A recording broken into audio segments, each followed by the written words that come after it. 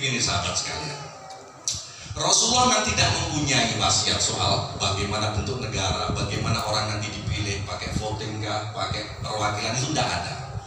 Memang tidak ada. Tetapi kalau bicara soal ketaatan kepada pemimpin, kewajiban taat kepada pemimpin, subhanallah, banyak sekali itu hadis. Termasuk asar, termasuk wasiatnya Umar bin Khattab sendiri itu banyak sekali.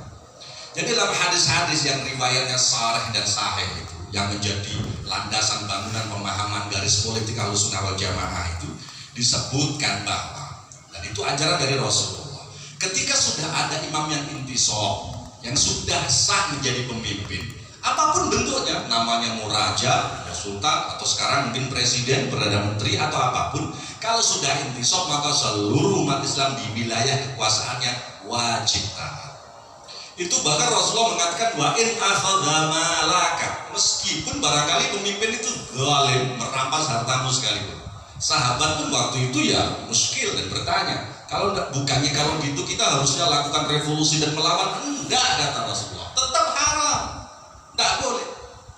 Soal dia berdosa maksudnya dia dengan Allah. Kewajiban kalian adalah menaati imam yang sudah intisab, apapun judulnya, meskipun tidak lagi dipanggil dengan Amirul Mukminin. Toh panggilan Amirul Mukminin tadi kan saya katakan itu juga panggilan ijtihad, bahkan datangnya dari dua orang tamu dari luar negeri, bukan dari para sahabat yang ada di Madinah. Tadi boleh mau dipanggil khalifah terserah, mau dipanggil Amirul Mukminin monggo, mau dipanggil sultan monggo. Yang penting dia adalah pemimpin yang sudah sah. Bagaimana cara dia mendapatkan kekuasaan urusan lain. Bahkan para ulama Ahlussunnah wal Jamaah itu mengatakan kalaupun dia mendapatkan kekuasaan dengan senjata sekalipun misalnya. Jadi kalau ada kekuatan yang besar lalu mengalahkan pemimpin sebelumnya, ketika sudah intisab yang kedua ini sudah semua harus ikut. Sehingga ketika Sayyidina Ali dicurangi, semua orang tahu lah Sayyidina Ali dicurangi kan. Semua orang mengatakan Sayyidina Muawiyah itu ya sah. Bahkan ketika dilanjutkan oleh putranya yang fasik, yang kurang ajar itu, silakan dicek kitab-kitab Syiar Alamin Nubala atau apa. Semua orang sepakat bahwa Yazid itu bajingan ya. Oh, kemudian dia punya juga panglima namanya Hajjaj, disebut-sebut dalam kitab tarikh. Memang betul-betul orang fasik, pemabuk, bajingan, tapi menjadi pemimpin dengan cara yang tidak beres.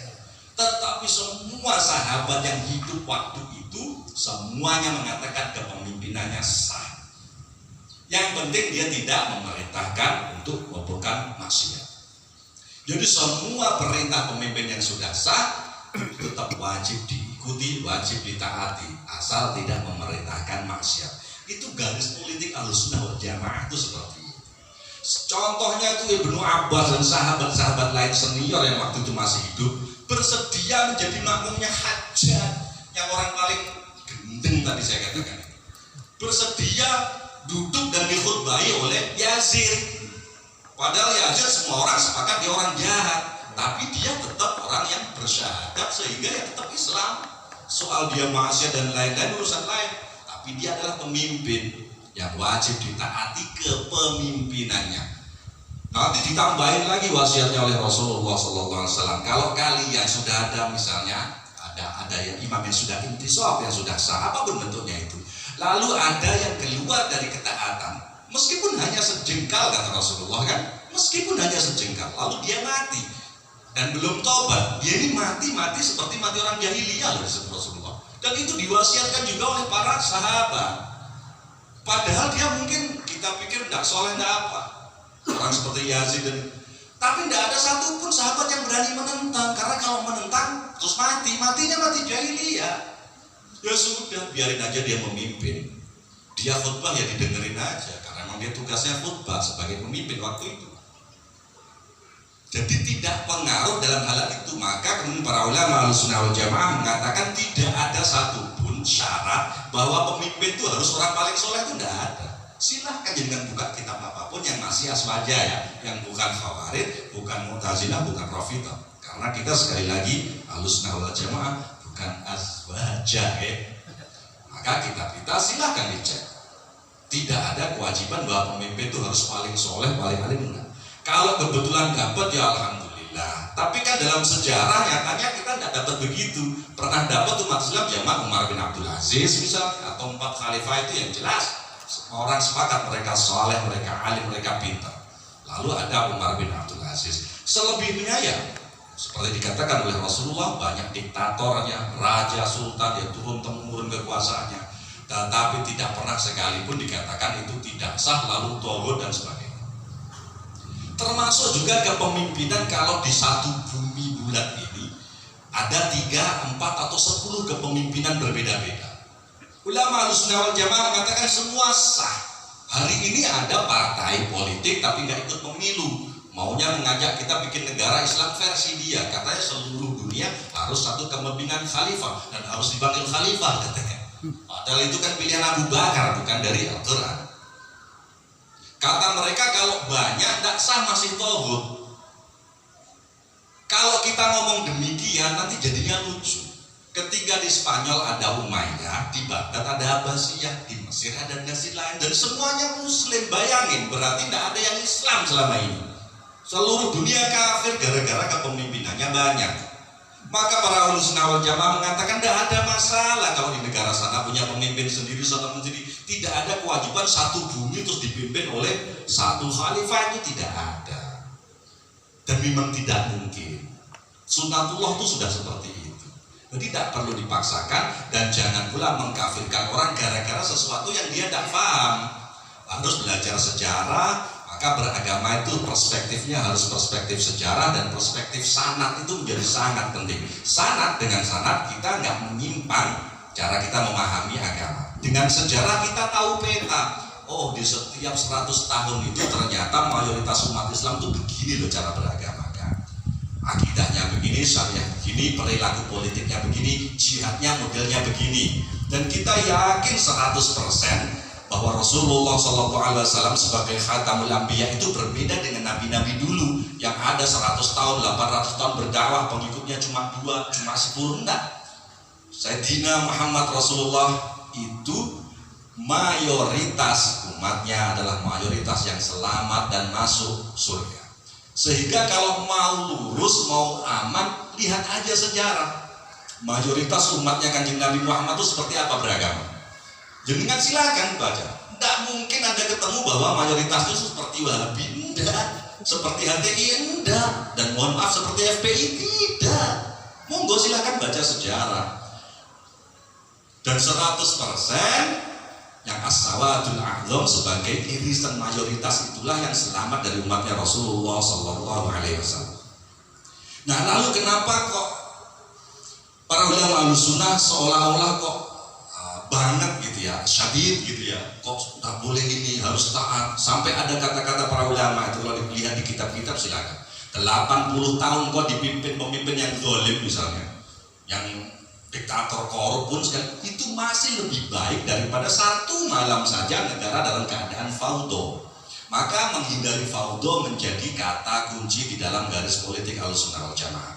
Ketika tidak ada kekuatan keamanan yang memadai, maka orang itu tidak terjamin nyawanya. Lihat di Syria, lihat di Libya, jutaan orang terbunuh, ribuan ibu-ibu diperkosa, orang sholat di masjid aja dibom. Anak pergi ke pasar mati, banyak yang menyeberang ke Eropa tenggelam di laut. Maka Ahlussunnah wal Jamaah mewajibkan terciptanya keadaan yang disebut dengan al-amnu wal istiqrar, keamanan dan stabilitas. Basis teologisnya jelas. Rasulullah SAW itu mewasiatkan dalam hadis-hadis yang sahih, yang diakui oleh ulama Ahlussunnah wal Jamaah sebagai ajaran yang valid, bahwa satu saja nyawa orang Islam, soal dia soleh apa enggak urusan belakangan, yang penting dia asyhadu an la ilaha illallah wa asyhadu anna Muhammad Rasulullah, dia berarti muslim, wajib dilindungi nyawanya, hartanya dan kehormatannya. Satu saja orang berKTP Islam seperti ini dalam Islam itu wajib didahulukan kata Rasulullah daripada hancurnya Ka'bah sekalipun. Bayangkan, satu orang saja harus lebih dilindungi meskipun harus merelakan hancurnya Ka'bah. Itu ajaran Rasulullah SAW. Betapa pentingnya dan berharganya nyawa orang yang sudah mengucapkan syahadat. Soal dia belum sholat urusan lain, tapi dia sudah bersyahadat, dia muslim, dia mukmin, maka dia harus dilindungi nyawanya meskipun harus mengorbankan hancurnya Ka'bah sekalipun. Nah ini loh kemudian para ulama Ahlussunnah wal Jamaah itu mempunyai perkataan-perkataan yang syadid tadi saya katakan. Kalau satu saja harus dilindungi sedemikian rupa, apalagi banyak. Maka setiap jenis tahrid atau provokasi, demonstrasi dan lain sebagainya yang memungkinkan sebuah keadaan mengarah kepada faudo. Faudo adalah anarki. Ingat, faudo menjadi kata kunci di dalam ajaran Ahlussunnah wal Jamaah yang harus dihindari. Dalam faudo, misalnya orang demonstrasi isinya 1 juta orang, yang jaga mungkin 100.000 orang, atau mungkin barang cuma 50.000 tentara dan polisi, akan kewalahan. Orang bisa bakar rumah, bakar toko, lalu ada orang terbunuh dengan sia-sia, dan dia berKTP Islam, mungkin bukan 1, 5, 10, 15, dan lain sebagainya. Padahal satu saja wajib dilindungi melebihi Ka'bah.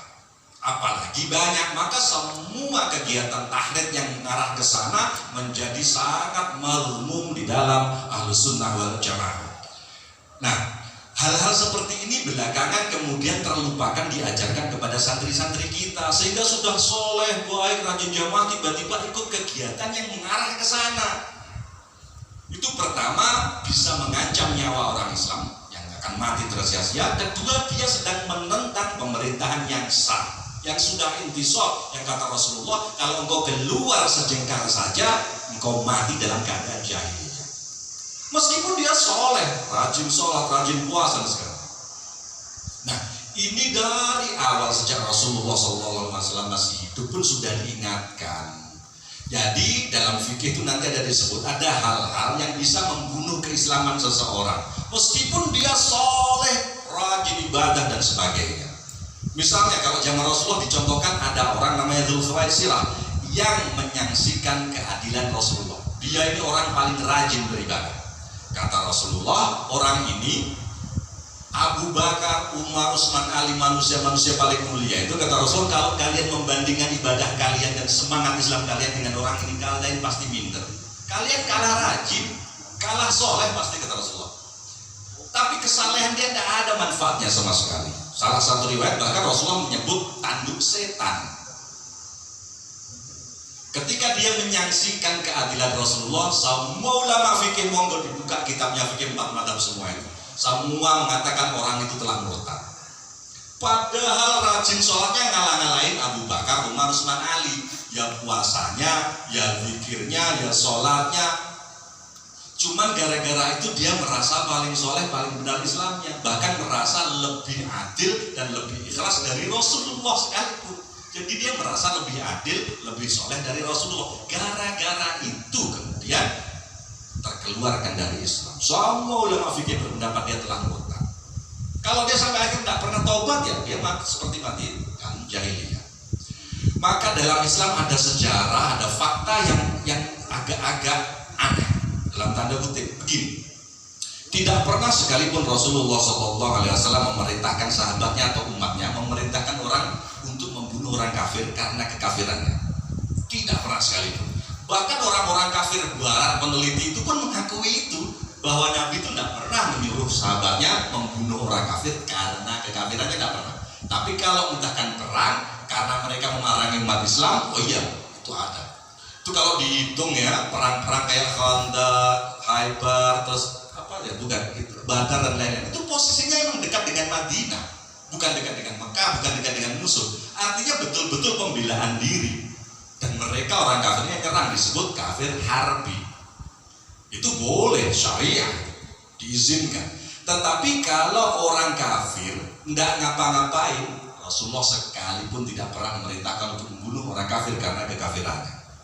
Tetapi di satu sisi ada sejarah juga yang fakta. Rasulullah pernah memerintahkan Abu Bakar, Umar, dan Ali membunuh orang Islam padahal dia nggak sedang memerangi umat Islam.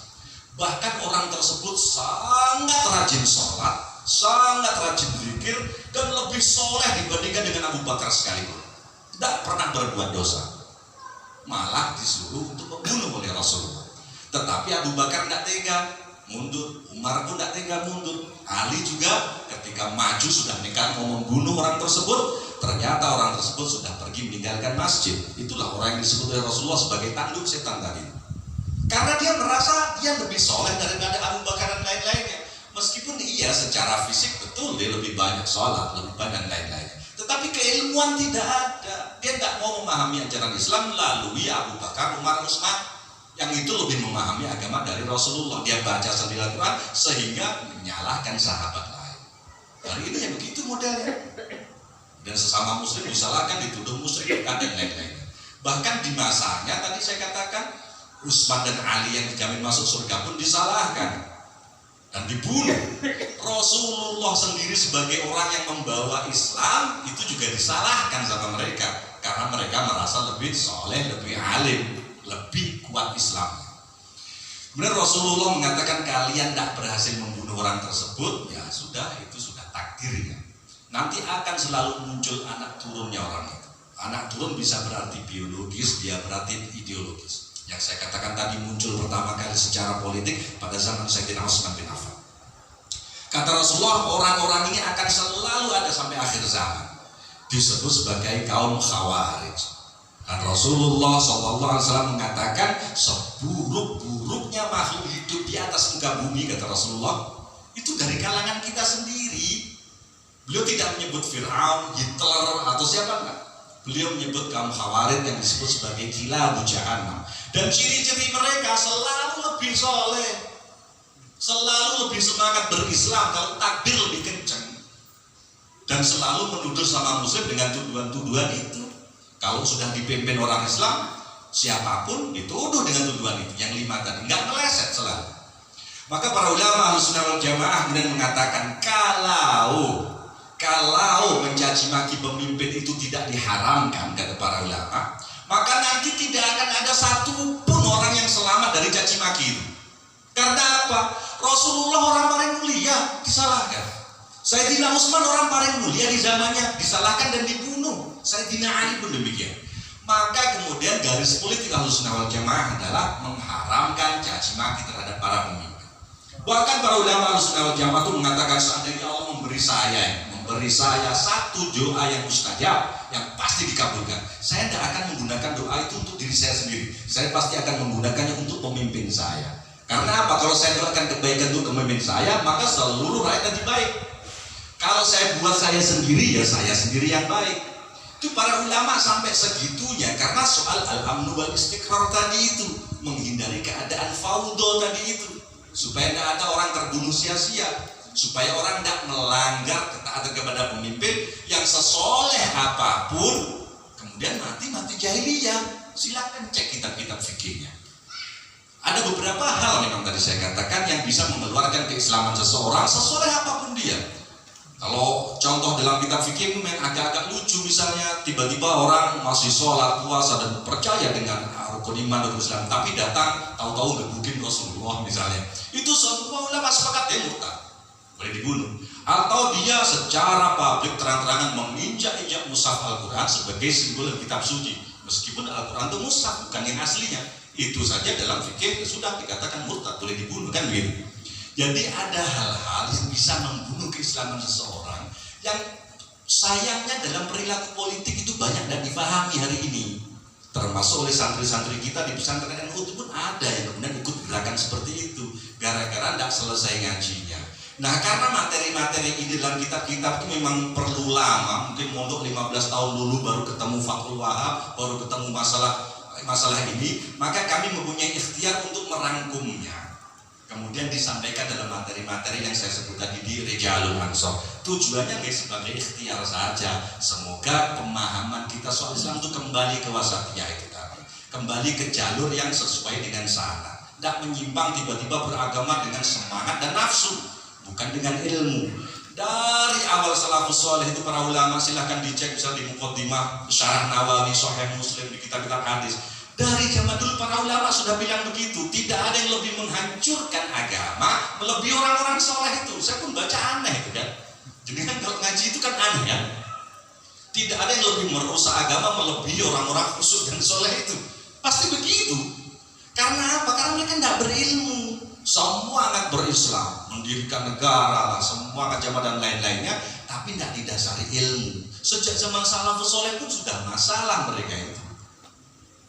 Dan selalu cirinya lebih soleh. Masalahnya di situ, sehingga orang itu terkelabui karena cirinya memang lebih soleh. Maka hari ini kadang-kadang kalau kawan-kawan kita yang bangsa itu dituduh, kalian ini ada orang bela Islam tak mau bantu, kata mereka, kok tak mau jaga katanya. Sementara gereja kalian jaga katanya kan. Ya saya katakan memang dari dulu seperti itu cirinya.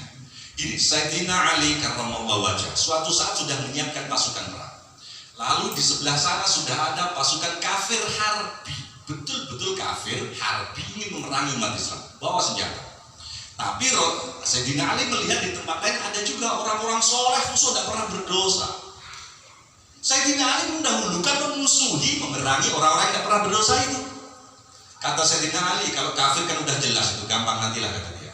Tapi yang ini masalah ini. Karena apa? Dia soleh, orang bisa tertipu. Tidak pernah maksiat Khawarij zaman dulu itu. Mohon maaf, hari ini Khawarij kan preman-preman lah kasih baju putih kan. Dulu enggak. Dulu Khawarij itu betul-betul tidak pernah maksiat. Karena dalam akidah Khawarij dan Mu'tazilah itu sama, orang berdosa itu sudah keluar dari Islam untuk mereka, sehingga mereka maksiat tidak berani, betul-betul. Orang-orang soleh.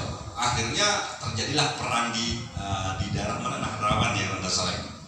Akhirnya habislah mereka, tinggal beberapa orang. Nah, saya katakan, Banser kenapa kok nggak menjaga orang bela Islam? Ya karena kalian Khawarij. Saya katakan ciri-ciri kalian semua Khawarij. Sementara orang gereja di Indonesia bukan kafir harbi, mereka kafir mu'ahad. Kata Rasulullah SAW, kalau engkau menzalimi kafir mu'ahad, bukan harbi ya, apalagi sampai membunuh, engkau jadi musuh di akhirat. Bayangin, orang jadi musuhnya Rasulullah di akhirat itu tinggal di neraka, surga, atau di tempat kos misalnya, kan enggak. Pilihannya cuma dua aja kan. Artinya betul-betul dilarang menzalimi, apalagi sampai membunuh orang kafir yang mu'ahad, yang bukan harbi. Padahal zamannya Sayyidina Ali yang kafir harbi aja di nomor 2 kan. Dan ini apalagi tidak harbi. Dan dia misalnya betul-betul minta bantuan supaya gerejanya dijaga. Maka di konstitusi Ansor itu ada begini. Banser itu tidak ujuk-ujuk tiba-tiba jaga gereja, tidak begitu, ada prosesnya. Pertama, harus ada permintaan dari pihak gereja merasa tidak aman. Pertama itu. Kedua, harus diizinkan pihak pemerintah, entah itu polisi, TNI mengizinkan. Ketiga, harus direstui Rois Suriah setempat. Kalau tiga-tiganya tidak terpenuhi, tidak akan ada gereja jaga Banser, itu tidak ada. Banser jaga gereja, jangan dibalik. Artinya kalau ada Banser jaga gereja itu sudah melalui 3 proses, baik legal maupun fikihnya sudah selesai gitu. Lain caci maki tidak pernah ngaji, belas tidak paham agama. Baca Quran ya terjemahan lalu bikin kesimpulan dan lain sebagainya. Sementara Banser sudah jelas berdasarkan legalitas ada, berdasarkan ilmu yang diizinkan oleh Rois Suriahnya, memang betul-betul membutuhkan, ya silakan. Apalagi kafirnya mu'ahad, sekali lagi ya, bukan kafir harbi. Yang kafir harbi saja oleh Sayyidina Ali di nomor 2 kan untuk memerangi orang-orang yang soleh ini. Nah, mereka yang bela Islam tidak sesoleh Khawarij dulu. Apalagi kan kafirnya pun kafir harbi dulu, sekarang kafir mu'ahad. Artinya memang jelas lebih betul Banser menjaga gereja daripada menjaga orang yang pura-pura menegakkan agama Islam dan bela Islam. Karena setelah melalui penelitian kita cara mereka berpolitik, ketika mereka melakukan amar ma'ruf nahi mungkar, kita cocokkan dengan kitab-kitab turos yang kita miliki. Cara mereka amar ma'ruf nahi mungkar pun 100% caranya cara Khawarij, bukan Ahlussunnah wal Jamaah. Ketika bicara jihad pun sama, maka aneh mereka tidak seperti kita kadang ziarah kubur ya. Tahu-tahu secara resmi organisasinya mendukung ISIS. ISIS 100% Wahabi. Gara-gara apa? Gara-gara dia tidak paham, dikiranya ISIS itu betul-betul jihad. Nah itulah kita kemudian punya kurikulum selain yang amar ma'ruf dan garis politik, kita jelaskan pula jihad itu dalam Ahlussunnah wal Jamaah seperti apa, sejarahnya seperti apa. Jadi tidak ngaco seperti itu. Soalnya kalau ngaco akhirnya tadi terkena konstitusi yang bahaya itu tadi. Kita tidak boleh mengkafirkan orang, vonis orang masuk neraka tidak boleh ya, sekalipun tidak boleh. Tetapi jangan-jangan ditakutkan terkena konstitusi hadis yang mengatakan bisa-bisa mati dalam keadaan jahiliyah itu, atau menjadi makhluk terburuk di muka bumi kata Rasulullah. Yang cirinya kalau berislam kata Rasulullah merasa dirinya paling berhak pada Al-Quran, paling ahli Quran. lalu melihat tetangganya dituduh musyrik, mengacungkan senjata. Kalau sekarang yang begitu, menuduh anti Islam, musuh Islam, anti pergerakan Islam, musyrik, sampai diacungi senjata mau dimusuhi.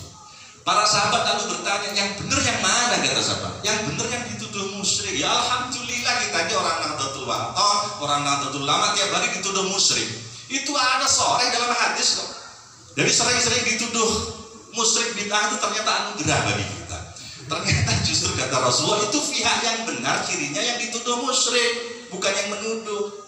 Dan itu salah satu hal yang ditakutkan oleh Rasulullah. Kata beliau, yang paling aku takutkan diantaranya adalah orang nanti rajin beragama sehingga sampai dia itu identik dengan Al-Quran, ya, lama-lama kan mengidentik dengan Islam, merasa kalau tidak dia tidak Islam, kalau tidak kelompok dia musuh Islam. Seperti itu masalahnya. Akhirnya menuduh orang sesama muslim dengan tuduhan musyrik, kafir, sampai mengacungkan senjata. Ya alhamdulillahnya kita di pihak yang ternyata dituduh musyrik. Sampai ziarah kubur pun dikata-katain sampai kemarin berantem gitu ya. Tapi jangan bakar-bakar begitulah. Selesaikan secara adat sudah. Nah kayak gitu. Nah enak, nanti jadinya kok kelihatan kok kita yang kasar gitu kan. Padahal kita ini selalu ini. Nah itu satu sisi ya. Kalau kita ingin mukafahatul irhab wa tasyaddud itu memahami 3 poin ini harus dengan serius, dengan baik. Satu sisi lagi jangan juga sok apa istilahnya ya, sok moderat, lalu sok apa dikit-dikit datang ke gereja ngucapin Natal, padahal dia nggak punya teman nggak punya teman kafir, tangganya nggak ada, tiba-tiba ngucapin selamat Natal, yo aneh Bapak. Kalau Anda bupati ya apa ya silakan, karena tugas Anda nggak punya teman Nasrani, nggak punya apa, tahu-tahu bikin status selamat Natal, maksudnya apa? Kan aneh. Ada hal-hal seperti itu ya. Makanya Rasulullah pun sering kali mengucapkan istafti qalbak, itu yang mintalah fatwa pada hatimu. Itu kira-kira enak enggak di hati, itu kan maksudnya. Itu kan hadis sahih, istafti qalbak itu. Artinya kita tidak menyimpang ke kiri, tidak menyimpang ke kanan. Soal bahwa ada ulama yang mengatakan boleh mengucapkan Natal, betul. Syekh Ali Al-Jifri, Syekh Ali Jumat, bahkan Darul Iftah Al-Misriyah itu, lembaga fatwa Mesir itu mengizinkan. Tapi ya izinnya kepada siapa kan gitu? Kepada orang yang punya teman. Kalau tidak punya teman, ucapin ke siapa? Atau Anda sebagai pejabat dan lain sebagainya. Ya habis boleh kerja. Sampai ada apa itu, mohon maaf, boleh berinteraksi. Itu zaman Sayyidina Ali Sayyidina Umar ketika di Palestina pun diundang masuk gereja, makan-makan boleh, tidak diharamkan. Tetapi kalau kemudian jadi tren, jadi gaya-gayaan, nah itu perlu ditanya hatinya, itu tujuannya apa? Mau bergaya-gaya atau apa? Beragama bukan untuk bergaya-gaya. Kita boleh berdialog dengan mereka, mereka boleh merasa Katolik adalah agama paling benar. Kita Islam juga jangan tak pede, kita harus pede, Islam yang paling benar gitu. Cuman ketika berinteraksi secara muamalah harus menghormati. Oke, saya percaya Anda mengatakan itu dan itu keyakinan Anda. Saya pun ya sudah, kita nggak usah berantem. Gitu loh maksudnya. Anda butuh bantuan dan nggak apa-apa, silahkan pakai banser misalnya. Nah, kalau banser lagi kesulitan apa, silahkan anak buahnya suruh bantu parkir pun nggak apa-apa. Tapi jangan mencampur adukkan ibadah dalam gereja misalnya. Masuk gereja acara sholawatan, maksudnya opo. Lu ada dalam tanda kutip kebablasan itu juga nggak boleh. Karena Sayyidina Ali pun ketika masuk gereja itu kan ya diundang makan, para sahabat undang makan, bukan kemudian sholat di dalam gereja kan enggak. Umar bin Khattab pun ketika ditawarkan bahkan oleh pemilik gereja, enggak apa-apa, monggo silahkan sholat di sini saja. Beliau juga enggak masalah sebenarnya, tetap sah, tapi beliau takut nanti kalau saya sholat di gereja ini jangan-jangan umat Islam merasa ini sudah saya ambil alih, nanti akhirnya gereja direbut umat Islam. Alasannya kan itu, beliau silakan dicek di Muqaddimah Ibnu Khaldun. Alasannya itu bukan soal enggak sahnya, sehingga beliau memutuskan untuk sholat ya di luar gereja yang sampai sekarang kemudian berdiri menjadi Masjid Umar bin Khattab di Palestina itu. Ada hal-hal seperti itu. Jadi namanya wasatiyah itu yang enggak ke kiri, yang enggak ke kanan. Itulah disebut sebagai ciri-ciri umat Islam wasaton, itu seperti itu. Mohon maaf kalau saya kayak menggurui dan lain-lainnya, karena ini ya materi wajib yang harus kita bahas ini di semua halakoh yang harus bahas ini. Monggo lanjutnya kalau ada pertanyaan atau apa, tadi singkat provokasinya saja seperti itu. Ya.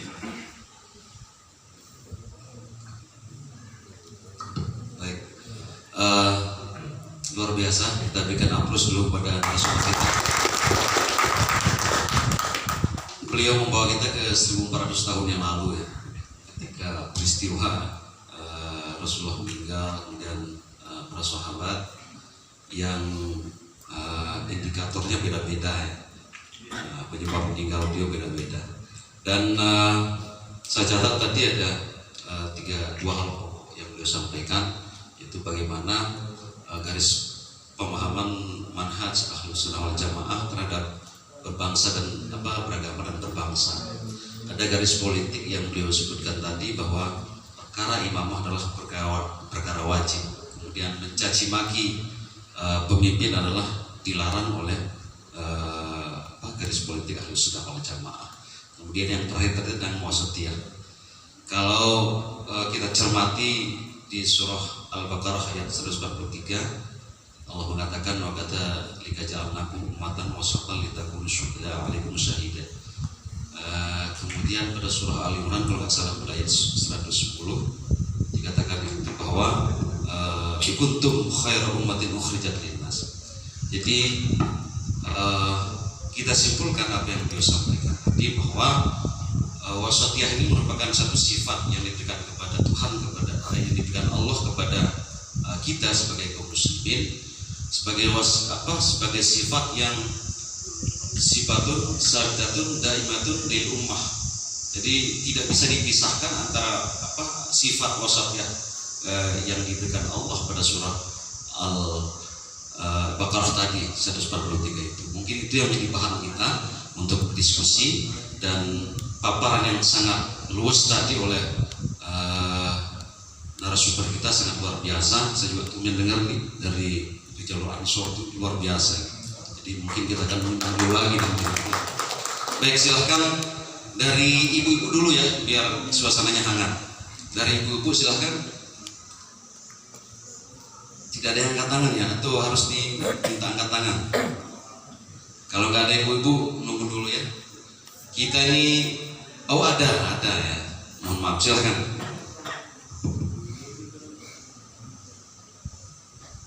Pertanyaannya konkret aja Bu ya. Bismillahirrahmanirrahim. Assalamualaikum warahmatullahi wabarakatuh. Mohon maaf sebelumnya Pak Kiai, ini benar-benar dalam rangka belajar. Artinya ketika menemukan guru, maka pemahaman yang salah pada diri ini, karena memang kan ibu-ibu itu biasanya baper ya Pak Kiai. Jadi ketika menemukan suatu hal yang agak menyentuh sedikit, perlu kita tanyakan dalam rangka belajar. Sebelum menyentuh Bu, namanya siapa? Ibu Nurbahjah. Bu, Ibu? Nurbahjah. Dari mana Bu? Dari Renco. Kelayu. Silakan. Yang ingin yang tanyakan di sini Pak Kiai, mungkin pemahaman yang lebih mendalam tentang Imam Intisab tadi ya, kalau tidak salah kita dengar di sini, yang artinya yang sehingga ketaatan itu lebih utama begitu. Kita harus lebih mengutamakan ketaatan terhadap pemimpin itu, sehingga ketika kita menemukan hal-hal yang zalim pun secara agama mewajibkan kita untuk diam begitu. Itulah yang membuat Tiang ingin lebih memahami sedikit pemahaman tentang Imam Intisab yang tadi itu.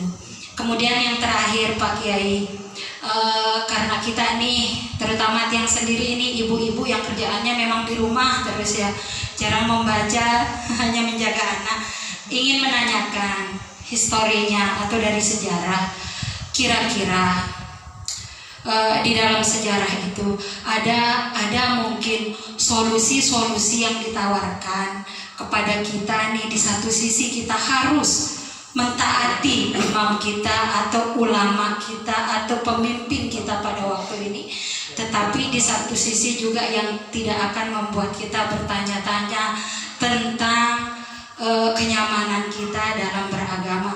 Mohon maaf yang sedalam-dalamnya, ini murni pertanyaan ini karena ingin belajar supaya benar-benar menjadi orang yang selamat dalam beragama dan berbangsa.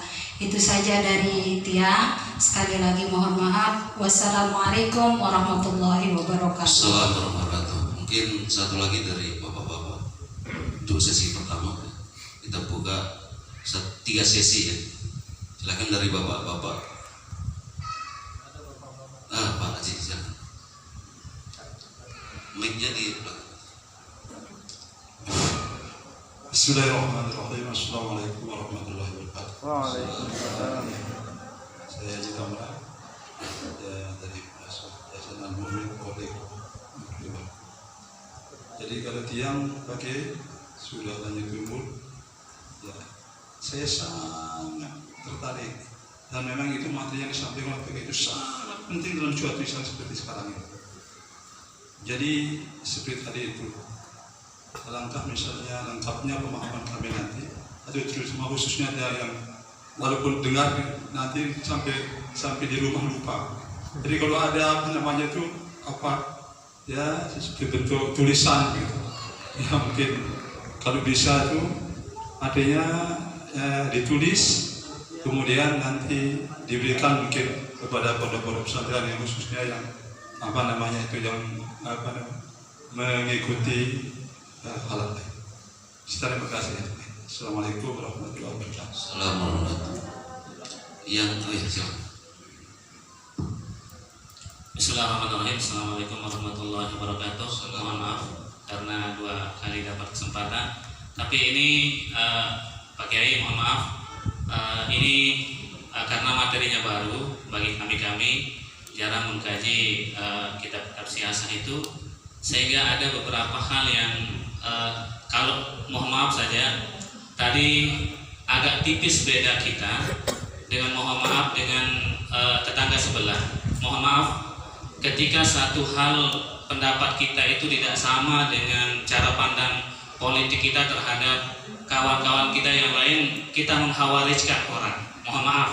Sama dengan tetangga kita ketika dia tidak sama persepsinya dengan kita tentang bid'ah, syirik dan sebagainya ketika mereka, lalu yang menjadi pembeda kita antara aswaja, cara pandang politik kita atau cara pandang kita terhadap mereka, supaya kita jangan terlalu cepat mengkhawarijkan atau mensiahkan orang lain yang berbeda pendapat dengan kita. Itu kan, itu mungkin ada kejelasan di tengah-tengah itu supaya kita jangan sama. Mohon maaf, di satu sisi ketika kita tidak sama, ketika ziarah kubur kita disyirikkan dan dibid'ahkan. Ketika mereka tidak sama cara pandang politiknya terhadap kita dengan niat ingin membela Islam ini, lalu kita wariskan mereka. Di mana pembeda kita aswaja itu dengan mereka yang khawarij? Aswaja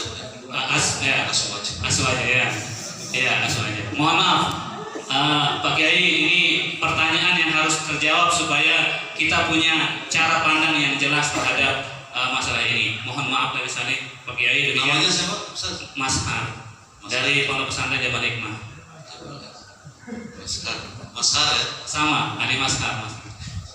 Baik. Kita ada lagi. Kita tutup dulu ya 3 penanya tadi dari Ibu Nurbahjah ya dari Rejo kalau nggak salah. Tadi tentang ketaatan kepada pemimpin. Beliau ini galau kayaknya, melihat situasi kinian yang ketika menonton di media massa, di televisi atau di YouTube, banyak sekali pimpinan yang berkedok agama seolah-olah mengajak kita, ayo dong, ini togut, ini itu loh, ini yang terjadi kan. Nah kemudian histori itu sejarah tentang bagaimana menaati imam, taat kepada imam tadi. Itu yang pertama. Langsung dijawab tuh 3-tiganya kita langsung jawab aja. Ya, silakan.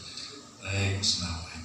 Jadi Ibu, yang dimaksud intisab, imam yang sudah intisab adalah yang sudah sah, sudah resmi. Entah caranya bagaimanapun, ditunjuk oleh atasannya, bapaknya, kemudian ditunjuk jadi raja, atau sudah dilantik oleh MPR, atau sudah dipilih oleh rakyat, sudah selesai penghitungan misalnya, eternya intisab. Soal namanya dia raja, Muhammadul Mu'min apa, semuanya untuk Ahlussunnah wal Jamaah sudah sah. Karena kalau nanti pakai satu saja itu pun kita akan bingung satu yang mana, model Abu Bakar kah, model Umar kah, model Utsman, model Ali, padahal ada 4 yang Rasyidah itu.